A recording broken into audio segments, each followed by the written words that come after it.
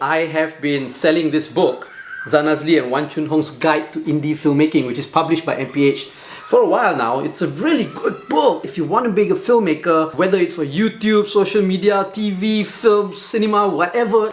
This is the book to get. I'm going to make it more accessible and more affordable to all of you because I believe that everybody needs to become a filmmaker. The more filmmakers we have in the world, I think this world will be a better place to live in. Now it's available as an electronic book download on my website. I'm going to link it here. It's really cheap, it's really affordable. It's only 5 ringgit if you want to get the ebook version. Okay, 5 ringgit. It doesn't really cost much, right? It's just a little bit of something for me. I mean, it did take a lot of work to write. Each chapter of this book talks about one part of the filmmaking process. And for each chapter as well, I interview a local filmmaker. It's only 5 ringgit. It's only 5 ringgit. Okay, you're watching, listening to the Fat Bidin Film Club. I'm assuming I'm Zanazli. I'm sure it was not. As usual, every week we watch a local film and we review it, I guess. And this week we've been invited to watch to Meet Fest. We're going to watch Ron's film. Yeah, it's called The Cursed Land. The Cursed Land. Oh yeah?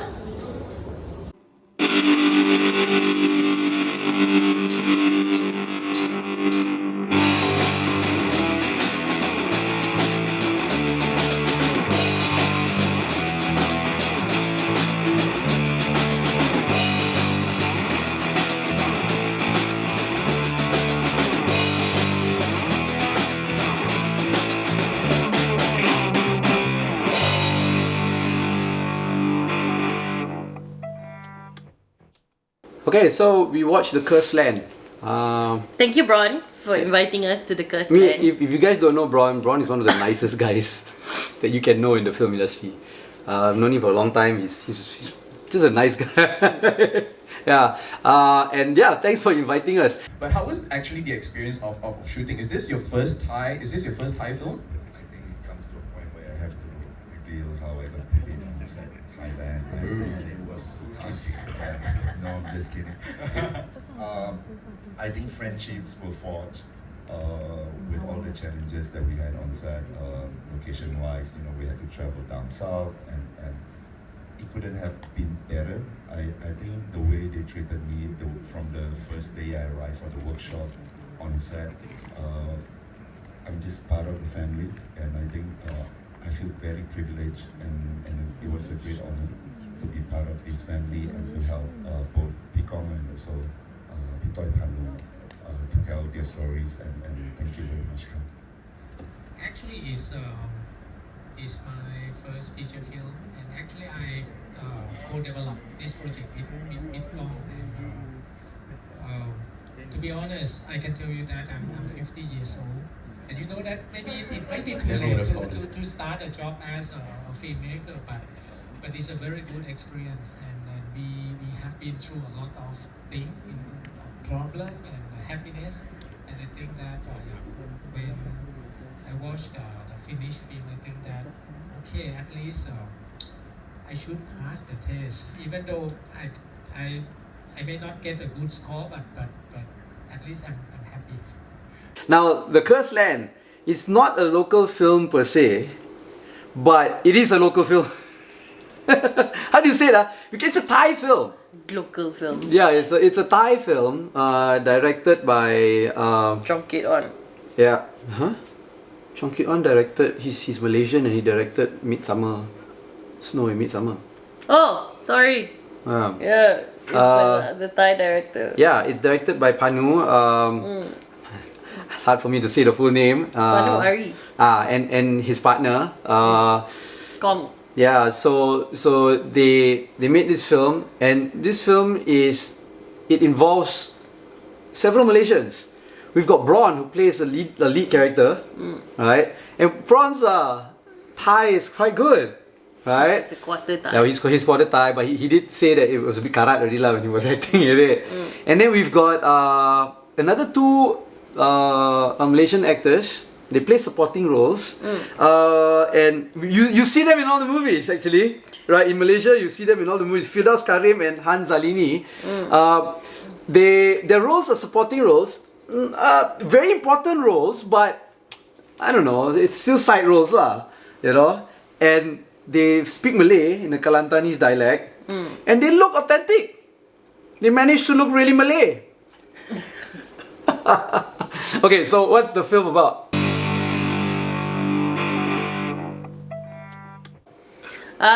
So it's not really, I don't know if you really would call it a horror film. I felt it was more like a thriller, horror thriller type thing.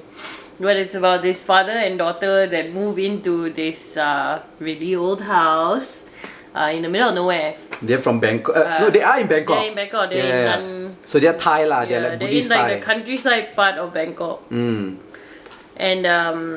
the father works at he's an engineer, so he had an accident and he was reassigned to this factory lah.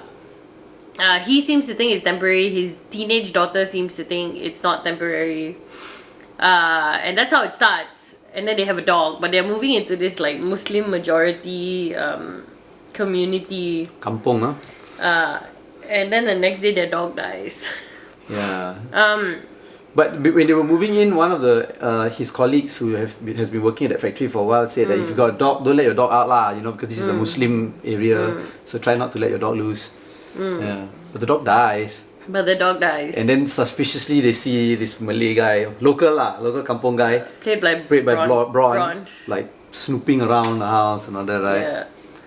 So yeah, and then after that, you know, strange things start to happen. The father seems to be like, at first you're not really sure, is he an alcoholic, or is he like paranoid schizophrenic, or is he just high, or is he being haunted by something? It's not clear. But I like that. Yeah. So it's not clear what's going on with the father, but the daughter is like clearly trying to adjust, and then she's actually doing quite well. She She's makes making friends in school. She and all wants that, to take part in like stuff in the community, even though she doesn't really understand. And she what's encourages the happening. father to do that too. Yeah, but then her father is just like messing it up for her. But then you find out why lah. Like, and then she's just desperately trying to, you know. And then at some point we also realized that her mother's family is like quite rich, and then the grandparents want her to like move. Well, you have to reveal lah that the mother dies. The mother is dead. It's not a that's why spoiler. It's a father-daughter pairing. Yeah, because the father was involved in an Yeah. accident with the mother died. Yeah. So, so there's all these like layers of conflict plus the haunting, and then you find out like why lah. And then there's this history of like Malay Muslim culture in Thailand as well. Yeah. In the south of Thailand, and that's something interesting to me because you know I've been working around issues around Southern Thailand and Northern Malaysia for a long time, and they talk about Golo and you know Naratiwat and Patani and all that, and it's so that's what the story is about. It's about the history lah, the centuries old history of like Muslim culture, Malay culture, Thai culture, and how it has come together to form Thailand now. Yeah, so that's the film. What do you think about it?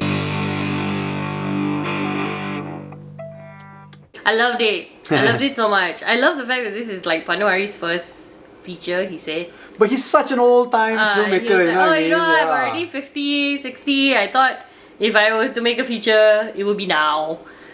You can see that he really put a lot of work into it.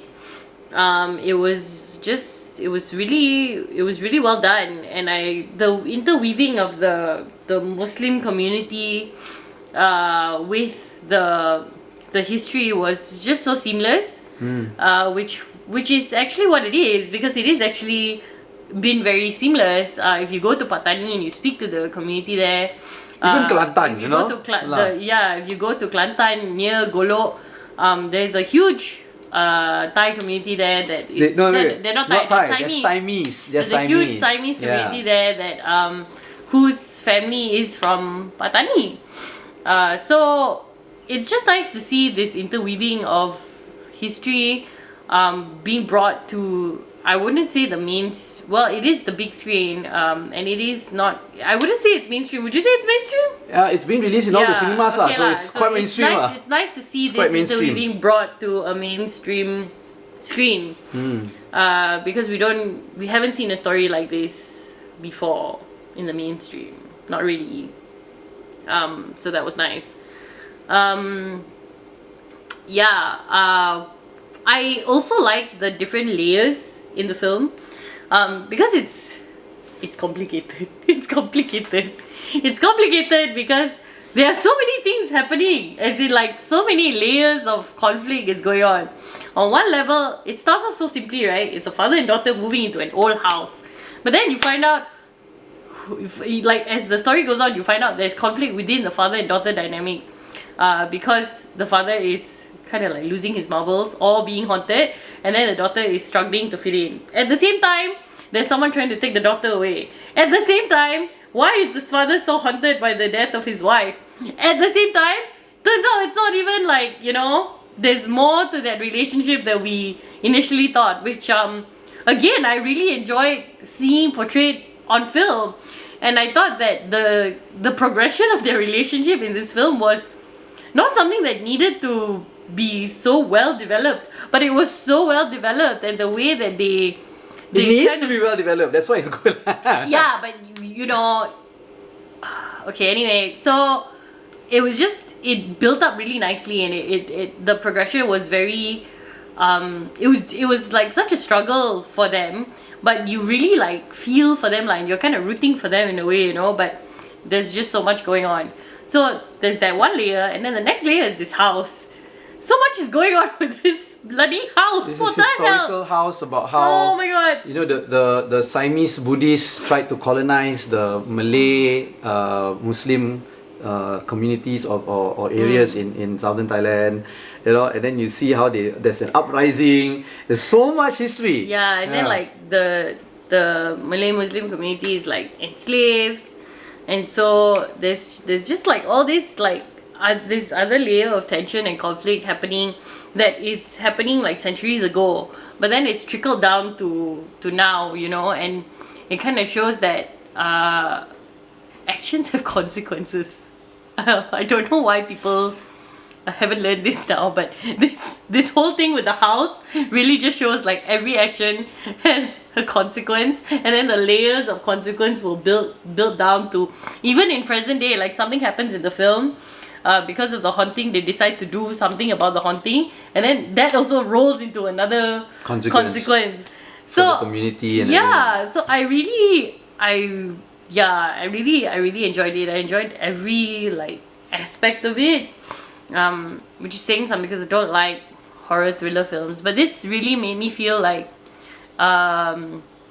maybe it's something about, you know, directors who make their first feature and they make it a thriller. Like, it really made me feel like I was watching Raw again. Not because they are very similar, but it's just I enjoyed it. You know, I was invested. I was invested in the story. I was invested in seeing what was gonna happen, in spite of the fact that I was at some points quite scared. They didn't use typical jump scares. That was also nice. I like the play on the shadows and everything. I thought that was quite cool. So yeah, I loved it. Did you also love it? No. Yes. yeah, I like the film. This is a good example of how it shows that there's no borders, you know. I think it's really important that we review this film because it's not considered a Malaysian film, it's a Thai film, yet Malaysians are involved, and we sometimes review films that have Malaysians involved in it, you know. But this one, it's like, it could be a Malaysian film lah. It could be a Malay film even, you know. And I like how through film we realize that us Malaysia and our neighboring country Thailand, it's not that different at all. And we could have been one big country, or we could be still one big country, one big culture, one big community, even though we are different people, you know. So this is, I don't know if you remember, like 15-20 years ago, the film industry, Malaysia was so obsessed with going global, you know, as in telling local stories but make it global. Now this is an example of one, you know, this is a good example lah. You know, local issue, make it global. Wow. And it's really good. And also like how like Malaysian films and Malaysian filmmakers and the industry always talks about wanting to tell our story, find an identity, a Malaysian film identity and all that, right? Is it ironic to see a Thai film being made and I see a Malaysian identity there? I see I can identify and I can relate, you know. But is it a Thai film or is it a Siamese film? Yeah, so you know what I mean? So I think this film was really, really well made. You want to talk about filmmaking, characters were well developed, performances were great. I don't think, I mean, It's excellent. yeah, it's really a good film. Excellent. It- Congratulations. it's a good film, you know. I also like how I like watching Thai films, and I remember a long time ago, you know, when I first started watching Thai films, when Nang Nak was one of the early ones, you know. And then after watching Nang Nak, right, there's this. I kept on like. I will keep repeating every time I see somebody Nang Nak oi oi hi Cheryl oi, everything is oi oi oi. After watching this show, everything is Paw Patrol lah. It's so Paw, paw, So paw, bad. paw, paw, paw, paw, paw. I think 3/4 of the script is just the word paw. so Yeah, you gotta watch the film to know what I mean. But yeah, performances great, storyline great, acting great, a good control of filmmaking, you know. But I particularly like the merging of cultures, and when I watch it, I feel like a kinship with my Siamese brothers. You know, really, I do. I feel like, wow, we're just one huge, big land, you know, with different people in it. But although even the story talks about a very like broken past, colonization and enslavement and all that, right, and oppression and all that. And it's still happening now, I guess. If you want to look at geopolitical issues between, Southern Thailand and, Bangkok and all that, and even Malaysia, right? But in the film, how they try to deal with these problems gives me a feeling of like hope that mankind or society or humankind, can work things out, you know? So yeah, this is a great film. Would you tell people to watch it? Yes. Yes. It premiered. Now. Well, No, yes. Yesterday was the first day. No, lah. it Today. premieres today. We're recording it today lah, but you'll watch it. Yeah, okay. on It premiered Friday. yesterday. Yeah, so it's out. On It's the in the 1st cinemas. of August. Yeah. It's out in the cinemas. Please go and watch it. It's really, really good. I don't know what it's rated. Is it rated 18? Probably. If it's not rated 18, bring your children to go watch it also. You should all go watch it. Yeah, everybody should go watch it. Go root for our Malay performers. Our Malay performers who Yeah. performed really well. Aku laknat semua orang kafir dan kaki tangannya. Aku laknat orang kafir dan good. kaki tangan. Oh, it's good. It's good. Yeah. It's really good. Good performances. I really like it. I It's really good. like. Yeah, I really like it. I like it so much. There's so many things I like about it. Yeah, It's great. it's great. Okay, so let us know what you think. Go watch it. Go You watch must it. go watch it. Let us know what you think. Discuss with us about issues of, I don't know, geopolitical issues, horror issues, film issues, whatever. Right? Yeah. How you like to go to Hat Yai to have fun times. I don't know. Let us know, right? I mean, we go to Thailand a lot. I cannot count the number of times I go to Thailand. Well, I go a lot lah. Since I was a kid, right up till I'm an adult with my male friends. After we graduated from university, if you know what I mean. I was talking about the uncles, but okay. But okay, yeah. So, like this video, don't like this video, subscribe to our channel, follow us on all our social media platforms at FatBidin, or go to fatbidin.com to get everything. You've been watching and listening to the Fat Bidin Film Club. I'm assuming I'm Zan Azli. And I'm sure it was someone. Oh, wait! Sawadee kap! Masuk ikut pintu, keluar ikut tingkap.